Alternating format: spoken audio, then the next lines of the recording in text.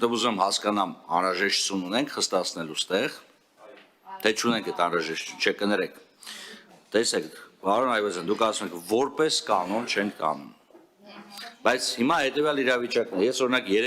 3 դրվագ հիշեմ, էլի, մի դրվագ է, երբ որ չգիտեմ 14-16 տարեկան երեխաները, ասենց ասեմ, զուտ այդ ռոմանտիկայի տեսանկյունից փորձում են ինչ-որ բան անեն, չգիտեմ, այ օրինակ ես կարամ ես ավտոյի դուռը բացեմ, ցույց տալու համար կարամ օրինակ, չգիտեմ, այդ էմբլեման տանեմ, տեսեք ես կարացա տանել եւ այլն, սա այսպես ասեմ դրվագային, հա տարիքային հանցագործություն, տվյալ պարագայում իհարկե հասկանալի է, որ դու դատարան չես գայ միջնորդես որ տանձին ենթարկեն պատասխանատվության։ Մի հատ էլ դրվագ կար, հիշում եմ տասնամյակներ առաջ, մի հատ ընկեր ունի, ասեց sense որ շարունակվի չգտնեմ այդ դետալը, ստիպված մի հատ ավտո պետքա գտնեմ վրից հանը, որտեղ ոչ մի տեղի չեմ կարող գտնեմ։ Սա էլ է հանցավոր, չեմ օրինականացնում վարքագիծը, բայց ասում չեմ կարող գտնեմ։ Իսկ ավելի կոնկրետ, ասեմ ավտոմեքենայի մակնիշ որ չգազդեմ, ավտոմեքենայի մասերից մեկներ, որ չէր կարող գտնել։ Երրորդ դրվագ է, որ մարդը ըստ էության, հա, կատարում այդ արարքը փող աշխատելու համար։ Եվ եթե մենք ունենք այդ տվյալները, իմ խնդիրս այդ տվյալն է, պարոն Այվազյան, եթե մենք ունենք տվյալներ, որ այս մարդը սա անում է զուտ փող աշխատելու համար, այսինքն ոչ ռոմանտիկան է այստեղ, ոչ ավտոյի դետալ չկարում գտնի, որտեղ վերջ ճարն է, ինքը անում է սա որպես արհեստ։ Եվ մենք ասում ենք դե սա միջին ծանրությունն է, դրա համար որպես կանոն չենք դանում, սա ես չեմ հասկանում, որտեղ մեկ օրինակ հնչական կոմիտեն նաև ոչ մեծ կամ միջին ծանրության արարքների համար է կալանավորում պահանջում։ Իմաստային դասական դեպքն է իմ կարծիքով, թե անձը դա օգտագործում որպես արհեստ, դա պետք է կանխարգելվի միակ միջոցը ըստ էության այդ անձին չեմ ուզում ասում ազատություն զրկելը, բայց անձի այդ հնարավորությունը այդ հանցագործություն կատարելու կանխարգելելն է։ Այս տեսանկյունից ես ուզում հասկանամ քննչական կոմիտեի մոտեցումը, որովհետև պարոն Այվազյան, ինչ եմ սա ասում։ Խնդիրը հետևյալն է, խստացումը այստեղ անհրաժեշտ է, որովհետև մենք տարբերակ չունենք, եթե դուք ասեք կներեք, այս արարքի համար մենք չենք կարող որևէ եղանակով կալանավորում տանք։ Չի տալիս դատարանը, սա սկզբունք է։ Այդ պարագայում հասկանալի կլիներ, բայց երբ որ ասում ենք որպես կանոն դիմում ենք, որ կարանք դիմենք, բայց չենք դիմում, ես իմ մոտ հարցադրում առաջանում, եւ գործընկերների մոտ հարցադրում առաջանում, գուցե պետք չի խստացնել, գուցե ընդհակառակը պետք է այս մոտեցումը փոխել, որպեսզի մենք կարողանանք գնանք առաջ։ Այլ չեմ չարաշահել։ Շնորհակալ եմ, պարոն Վարդանյան, ես ձեզ վստահեցնեմ, որ եթե ձեր ասած դեպքերը լինեն,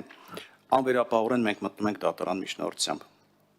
Ինչու, որովհետև ձեր ասած, եթե դա մարդու ապրուստի միջոցն է, այսինքն կատարել է դա որպես արհեստ,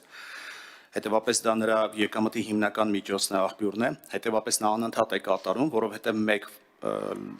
լուսարձակա կամ կողային հայելիներ տանելով, հա, հափշտակելով չեն կարող իրենք ապրուստի միջոց ունենալ, դա լավ 1 օր 1 ամիս։ Եթե դա որպես արհեստ է, այսինքն ինքը անընդհատ դա անում է։ Իսկ եթե դա անընդհատ է անում, ինքը արդեն իսկ դասական իմաստով մենք ունենք կալանքի միջնորդության հիմքեր, հետևապես մենք պարտադիր դա ներկայացնում ենք դատարան։ Ձեր բերած կոնկրետ օրինակը ես ուղղակի խնդրեմ, եթե գործընկերների մոտ կա որևէ մի օրինակ, որ մարդը դա կատարել է մի քանի անգամ, ել չասեմ որպես արհեստ, որպես եկամտի հիմնական միջոց, որպես ապրուստի միջոց, ես կխնդրեմ 1 օրինակ գոնե, որ մենք դատարան չենք մտել, չեմ կարող այդպես բան պատկերացնել, չեմ կարող պատկերացնել 99% վստահ եմ, որ նման դեպքեր չեն լինի, այսինքն մենք կդիմենք դատարան եւ դիմում ենք դատարան նմանատիպ դեպքերում, որովհետեւ երբ որ մենք օրինակա տեսեք հասարակական հնչեղության դեպք է տեղի ունենում խուլիգանություն միջնորդությամբ դիմում ենք դատարան ինքը էլի միջին ծանրության հանցանք է այստեղ հազարու մի հանգամանքներ հաշվի առնելով բայց նայում ենք սուբյեկտները շատ դեպքերում առաջին անգամ են լինում կատարած հանցանք եւ օրինակ այս դեպքերում եթե մենք վիճակագրությունը նայենք կարող է 50-50 լինի պայմանական հա 50 դեպքերում տանենք դատարան 50 դեպքերում չտանենք էլի ոչ մեծ ծանրության հանցանքը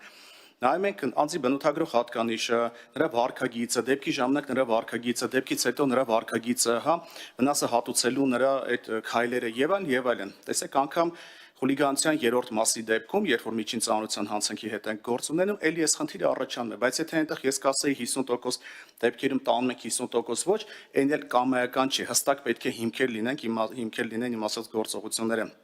Դեպքից հետո զղջալ, դեպքից հետո համագործակցել, խոստովանական ցուցմունք տալ, վնասը հատուցել եւ այլն։ Իսկ ձեր վերած օրինակում, պարոն Վարդանյան, վստահ ասեմ, որ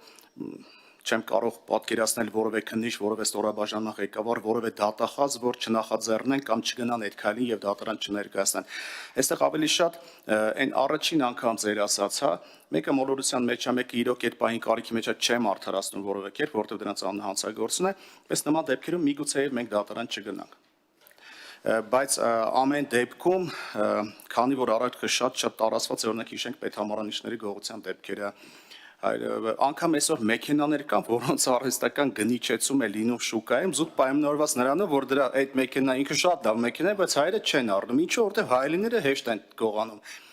Չեն գնում այդ մեքենաները, ինչու, որովհետև դիմացի լուսարձակները հեշտ են գողանում։ Ինքը շատ թանկարժեք մեքենա է, բայց Հայաստանում չի վաճառվում, որովհետև հեշտ են գողանում։ Հետևաբար այս կարգի բաներ կան, որոնք ստիպել են այս նախագծի գոյությանը ծնվելուն եւ զուտ դրանով է պայմանավորված, որ մենք էլ նախագծին կողմենք կարծիք հայտնել, կամ կարծիք ենք հայտնել եւ պրակտիկան էլ վստահեցնեմ ձեզ, որ պարոն Վարդանյան